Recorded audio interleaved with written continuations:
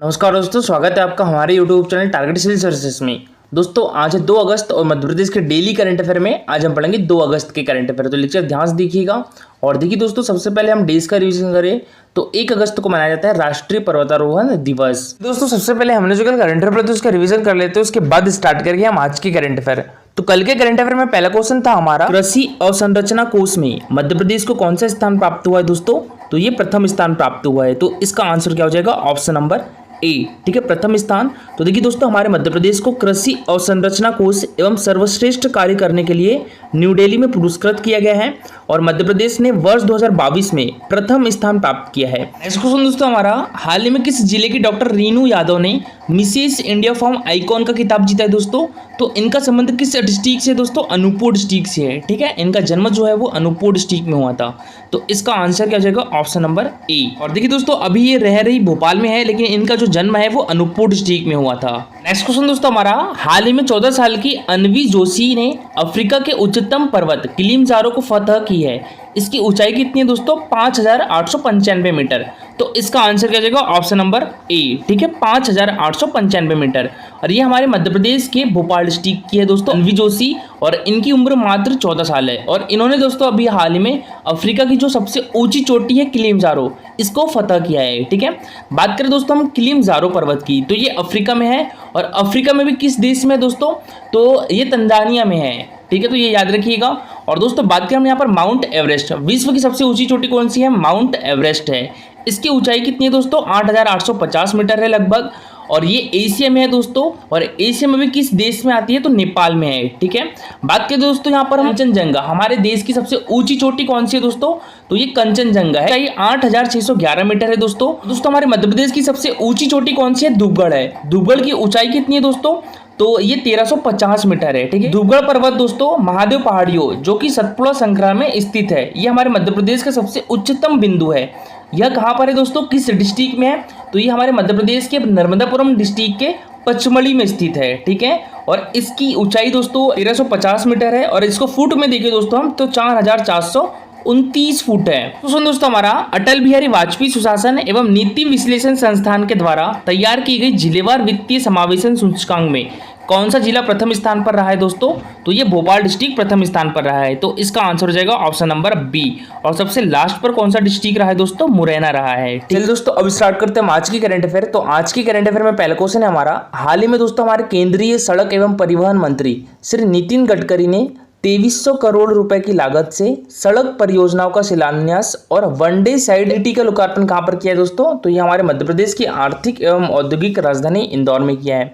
तो इसका आंसर हो जाएगा ऑप्शन नंबर ए। ठीक है, इंदौर। दोस्तों हमारे मध्य प्रदेश में राज्य परिवहन नीति कब लागू की गई थी? ये 2010 में लागू की गई थी। देखिए दोस्तों, केंद्रीय सड़क एवं परिवहन और राजमार्ग मंत्री श्री नितिन गडकरी तथा हमारे मध्य प्रदेश के मुख्यमंत्री श्री शिवराज सिंह चौहान ने इंदौर में मध्य प्रदेश को 2300 करोड़ रुपए की लागत की 5 सड़क परियोजनाओं की बड़ी सौगात दी है। और उन्होंने दोस्तों 119 किलोमीटर लंबी 5 सड़क परियोजनाओं का शिलान्यास एवं वन डे साइड एमिनिटी का लोकार्पण भी किया है। देखिए दोस्तों, मध्य प्रदेश के शहरी क्षेत्रों में यातायात को सुगम बनाने एवं पर्यटकों को बेहतर कनेक्टिविटी देने के उद्देश्य से हमारे मध्य प्रदेश में रोपवे निर्माण योजना शुरू की जाएगी। और इस योजना को मूल आधार देने के लिए केंद्रीय सड़क एवं परिवहन एवं राजमार्ग मंत्री श्री नितिन गडकरी हमारे मध्य प्रदेश के मुख्यमंत्री शिवराज सिंह चौहान जी की अध्यक्षता में ब्रिलियंट कन्वेंशन सेंटर में मध्य प्रदेश लोक निर्माण विभाग, इसके मंत्री कौन है दोस्तों? श्री गोपाल भार्गव जी है। तथा भारत सरकार की कंपनी राष्ट्रीय राजमार्ग रसद प्रबंधन लिमिटेड के मध्य एक एमओयू भी साइन किया गया है। और देखिए दोस्तों, इस बार एमपीपीएससी 2021 का जो प्री का एग्जाम हुआ था, इसमें परिवहन से 2 क्वेश्चन पूछे गए थे। अटल प्रगति पथ किससे संबंधित है दोस्तों? तो ये ग्वालियर चंबल क्षेत्र से संबंधित है। तो इसका आंसर क्या हो गया था? Option number D. और एक क्वेश्चन और पूछा गया था दोस्तों, देखिए राष्ट्रीय राजमार्ग 30 की बात करें तो ये जबलपुर डिस्ट्रिक्ट से होकर गुजरता है। राष्ट्रीय राजमार्ग 39 की बात करें तो ये खजुराहो से होकर गुजरता है दोस्तों। और राष्ट्रीय राजमार्ग 46 की बात करें तो ये भोपाल डिस्ट्रिक्ट से होकर गुजरता है। और राष्ट्रीय राजमार्ग 44 की बात करें दोस्तों तो ये सागर डिस्ट्रिक्ट से होकर गुजरता है। ठीक है, तो याद रखिएगा। एमपीपीएससी में क्वेश्चन और पूछा गया था, प्रधानमंत्री ग्राम सड़क योजना की शुरुआत कब की गई थी दोस्तों? तो ये सन 2000 में की गई थी। ठीक है, ये भी इंपॉर्टेंट है, याद रखिएगा। प्रधानमंत्री ग्राम सड़क योजना की शुरुआत सन 2000 में की गई थी दोस्तों। हमारे मध्य प्रदेश में मुख्यमंत्री ग्राम सड़क योजना की शुरुआत कब की गई थी? तो तो ये सन 2010-11 में की गई थी। ठीक है, तो ये भी याद रखिएगा, इंपॉर्टेंट है। हमारे मध्य प्रदेश में मुख्यमंत्री ग्राम सड़क योजना की शुरुआत सन 2010-11 में की गई थी। दोस्तों हमारे मध्य प्रदेश में मुख्यमंत्री खेत सड़क योजना की शुरुआत कब की गई थी? तो ये 1 जनवरी 2014 से की गई थी। ठीक है, तो ये भी इंपॉर्टेंट है, याद रखिएगा। दोस्तों बात करें हम यहाँ पर मध्य प्रदेश के एक्सप्रेसवे की, जो कि 6 लेन वे है। सबसे पहले हम बात करें नर्मदा एक्सप्रेसवे की। ठीक है, तो इसकी कुल लंबाई कितनी है? 1265 किलोमीटर है। ठीक है, इसकी कुल लंबाई कितनी है दोस्तों? 1265 किलोमीटर है। और ये हमारे मध्य प्रदेश, छत्तीसगढ़ और गुजरात 3 राज्यों से होकर गुजरेगा। इसमें हमारे मध्य प्रदेश के कौन कौन से जिले हैं? तो देखिए, जो नर्मदा नदी के किनारे डिस्ट्रिक्ट है, अनूपपुर हो गया, डिंडोरी हो गया, मंडला, जबलपुर, नरसिंहपुर, होशंगाबाद, हरदा, खंडवा, बड़वानी, अलीराजपुर। तो दोस्तों ये हमारे मध्य प्रदेश के डिस्ट्रिक्ट हो गए हैं जो कि नर्मदा एक्सप्रेसवे के अंतर्गत आएंगे। बात करें दोस्तों यहाँ पर हम चंबल एक्सप्रेसवे की। ठीक है, तो दोस्तों चंबल एक्सप्रेसवे हमारे मध्य प्रदेश का दूसरा सबसे बड़ा एक्सप्रेसवे होगा। और दोस्तों ये जो नर्मदा एक्सप्रेसवे है, ये हमारे मध्य प्रदेश का सबसे बड़ा एक्सप्रेसवे होगा। ठीक है, चंबल एक्सप्रेसवे की लंबाई कितनी होगी दोस्तों? ये 300 किलोमीटर होगी। ठीक है, ये भी इंपॉर्टेंट है, याद रखिएगा। और ये हमारे मध्य प्रदेश, उत्तर प्रदेश और राजस्थान 3 राज्यों से होकर गुजरेगा। और हमारे मध्य प्रदेश के 3 डिस्ट्रिक्ट है इसमें। कौन कौन से? तो भिंड, मुरैना और श्योपुर। क्वेश्चन दोस्तों हमारा, कैलिफोर्निया के प्लेसेंटन शहर में आयोजित रोबो गेम्स 2023 में मध्य प्रदेश के किस शहर की टीम भारत का प्रतिनिधित्व करेगी दोस्तों? तो ये हमारे मध्य प्रदेश की इंदौर डिस्ट्रिक्ट की टीम भारत का प्रतिनिधित्व करेगी। तो इसका आंसर हो जाएगा दोस्तों ऑप्शन नंबर ए। ठीक है, इंदौर।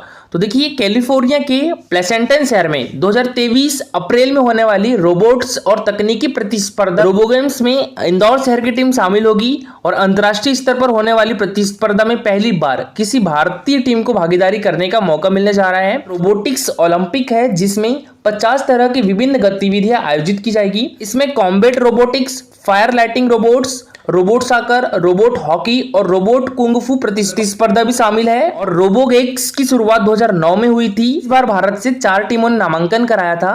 इसमें से इंदौर की टीम भारत का प्रतिनिधित्व करेगी। इससे कौन कौन होगी दोस्तों? पार्थ पवार, ऋषभ नामदेव, ओंकार कसेलकर और मानस उपाध्याय। क्वेश्चन दोस्तों हमारा, सौम्य तिवारी का संबंध किस खेल से दोस्तों? तो इनका संबंध है क्रिकेट से। तो इसका आंसर हो जाएगा ऑप्शन नंबर बी। ठीक है दोस्तों, क्रिकेट से है सौम्य तिवारी का संबंध। तो देखिए दोस्तों, भोपाल शहर की प्रतिभावान क्रिकेटर सौम्य तिवारी हाई परफॉर्मेंस कैंप के लिए चयनित हुई है। और वह 31 जुलाई से 31 अगस्त तक 1 महीने की ट्रेनिंग एनसीए बेंगलोर में लेगी। और वह दोस्तों कैंप के लिए चुनी जाने वाली हमारे मध्य प्रदेश की इकलौती महिला क्रिकेटर है। चिंकी यादव का संबंध किस खेल से है दोस्तों? तो चिंकी यादव का संबंध है शूटिंग से।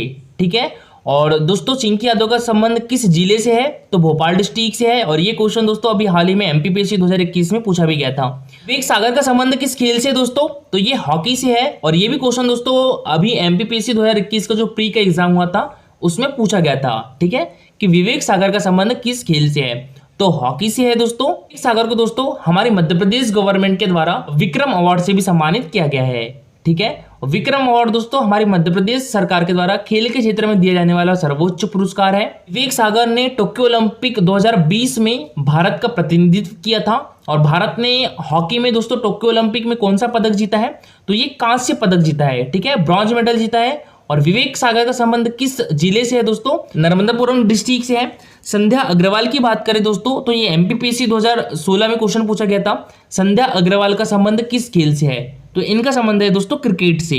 इनका संबंध दोस्तों हमारे मध्य प्रदेश के किस डिस्ट्रिक्ट से है?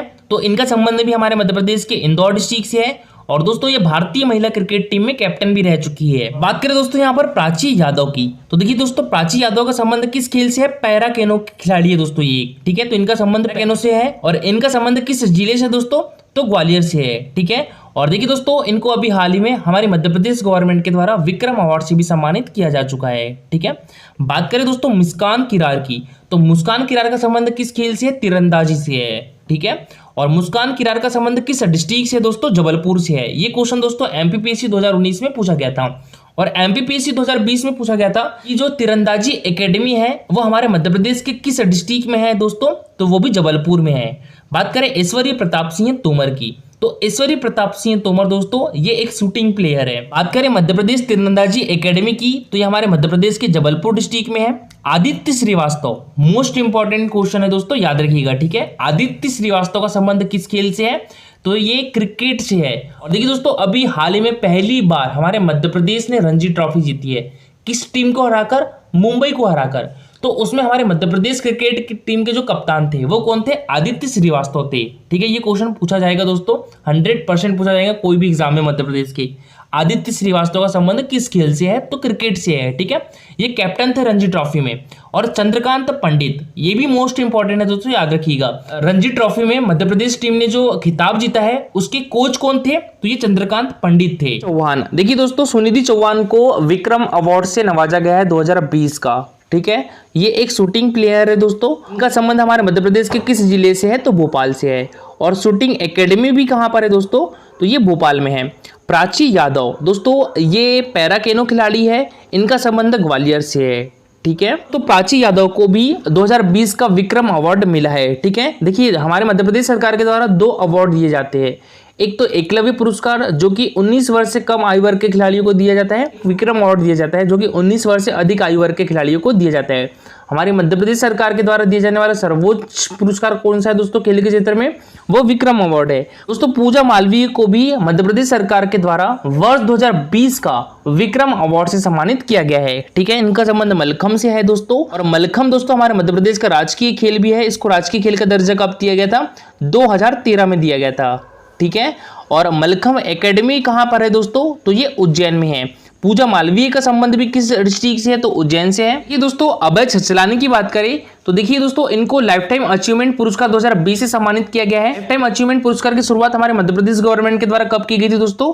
2002 में की गई थी। ठीक है, तो 2020 का लाइफ टाइम अचीवमेंट पुरस्कार किसे मिला है? अभय छचलानी को मिला है। किस क्षेत्र में दोस्तों? खेलों में विशेष योगदान के लिए दिया गया है। ठीक है दोस्तों, बात करें हम यहाँ पर गौरांशी शर्मा को, तो इनका संबंध बैडमिंटन से है। और ये इंपॉर्टेंट क्यों है दोस्तों? ये एक दिव्यांग खिलाड़ी है। प्राची यादव भी दिव्यांग खिलाड़ी है, गौरांशी शर्मा भी दिव्यांग खिलाड़ी है। ठीक है दोस्तों, और इनका संबंध भोपाल से है। इनको 2020 का एकलव्य पुरस्कार मिला है। तो वैष्णवी कहार को दोस्तों मध्य प्रदेश गवर्नमेंट के द्वारा प्रभात जोशी पुरस्कार 2020 से सम्मानित किया गया है। प्रभात जोशी पुरस्कार दोस्तों मलखम के क्षेत्र में दिया जाता है। ठीक है, मलखम में उत्कृष्ट योगदान के लिए जाता है। और वैष्णवी कहार का संबंध किस डिस्ट्रिक्ट से दोस्तों? उज्जैन डिस्ट्रिक्ट से है। गवर्नमेंट के द्वारा कोचेस को कौन सा अवार्ड दिया जाता है? ये विश्वामित्र अवार्ड दिया जाता है। तो दोस्तों जो 2020 का विश्वामित्र पुरस्कार है वो 3 कोचेस को मिला था। वीरेंद्र डबास को मिला था, इनको पैरा स्विमिंग एवं पैरा एथलेटिक्स के लिए मिला था और इनका संबंध ग्वालियर डिस्ट्रिक्ट से है। एक रिचपाल सलारिया को मिला था दोस्तों, इनका संबंध तीरंदाजी से है। इनका संबंध किस डिस्ट्रिक्ट से है दोस्तों? जबलपुर से है। ठीक है, तीरंदाजी एकेडमी भी कहां पर है दोस्तों? तो ये जबलपुर में है। और मुस्कान किरार का संबंध भी किस डिस्ट्रिक्ट से है? तो जबलपुर से है। और किस खेल से है मुस्कान किरार का संबंध? तीरंदाजी से है। डॉक्टर हबीब हसन को भी दोस्तों विश्वामित्र पुरस्कार 2020 से सम्मानित किया गया था। दोस्तों बात करें हम यहाँ पर अद्वैत पागे की, तो अद्वैत पागे का संबंध तैराकी से है दोस्तों। इनका संबंध हमारे मध्य प्रदेश के इंदौर डिस्ट्रिक्ट से है। नेक्स्ट क्वेश्चन दोस्तों हमारा, हाल ही में बरकतुल्लाह विश्वविद्यालय का कौन सा स्थापना दिवस मनाया गया है दोस्तों? तो ये 52वां स्थापना दिवस मनाया गया है। तो इसका आंसर हो जाएगा ऑप्शन नंबर सी। ठीक है दोस्तों, बरकतुल्लाह विश्वविद्यालय कहां पर है? तो ये हमारे मध्य प्रदेश की राजधानी भोपाल में है। और इसका भी हाल ही में दोस्तों 52वां स्थापना दिवस मनाया गया है। दोस्तों बात करें यहाँ पर बरकतुल्लाह यूनिवर्सिटी की, तो इसकी स्थापना दोस्तों 1 अगस्त 1970 में की गई थी। और इसके अभी चांसलर कौन है दोस्तों? तो ये मंगूभाई छगन भाई पटेल है। अभी वाइस चांसलर कौन है दोस्तों? यहाँ के आरजे राव है। और देखिए दोस्तों बात करें हमारे मध्य प्रदेश का पहला विश्वविद्यालय कौन सा था? तो ये डॉक्टर हरि सिंह गौर विश्वविद्यालय था। इसका पहले नाम क्या हुआ करता था दोस्तों? सागर विश्वविद्यालय हुआ करता था। फिर बाद में दोस्तों 1983 में इसका नाम डॉक्टर हरि सिंह गौर विश्वविद्यालय कर दिया गया। और इसके बाद दोस्तों 2008 में इसको सेंट्रल यूनिवर्सिटी का दर्जा मिला था। बात करें दोस्तों, देखिए अभी हाल ही में एमपीपीएससी 2021 में एक क्वेश्चन पूछा गया था, इंदिरा गांधी राष्ट्रीय जनजातीय विश्वविद्यालय कहां पर है? तो ये कहां पर है दोस्तों? ये अमरकंटक में है। अमरकंटक किस डिस्ट्रिक्ट में है दोस्तों? अनूपपुर डिस्ट्रिक्ट में है। और दोस्तों इंदिरा गांधी राष्ट्रीय जनजातीय विश्वविद्यालय की स्थापना कब हुई थी?